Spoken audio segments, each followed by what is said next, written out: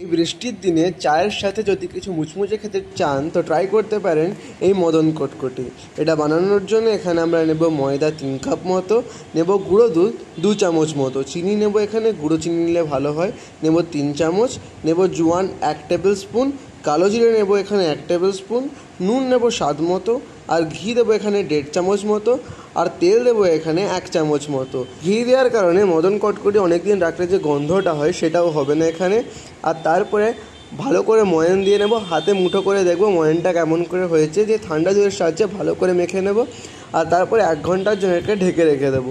1 ঘন্টা পরে আবার ডোটাকে বার করার পরে ভালো করে মেখে নেব, দিয়ে একটা চাকিতে ময়দা ছড়িয়ে আমরা ভালো করে বেলনা দিয়ে বেলে নেব, একটু মোটা করে বেলবো, দিয়ে চারিপাশটা কেটে নিয়ে এমন স্কোয়ার শেপে করব, আর ছুরির সাহায্যে পিস পিস করে কেটে নেব স্কোয়ার শেপে। আর তারপরে তেল গরম করবো, একদম ঠান্ডা যখন তেলটা থাকবে তার মধ্যে আমাদেরকে মদন কটকটিগুলোকে দিয়ে দিতে হবে, যেন মুচমুচে ফ্লেভারটা আনার জন্য। এর মধ্যে আমাদের এখন ঠান্ডা তেলে আলতো আঁচে ভেজে যেতে হবে। আর তারপর যখন গোল্ডেন হয়ে যাবে, এমন মুচমুচ ক্রিস্পি হয়ে যাবে, এগুলোকে আমরা তুলে নেব তেল থেকে। দেখুন কত সুন্দর হয়েছে, ভেতরটাও কেমন ভালো করে তৈরি হয়ে গেছে। আপনিও ট্রাই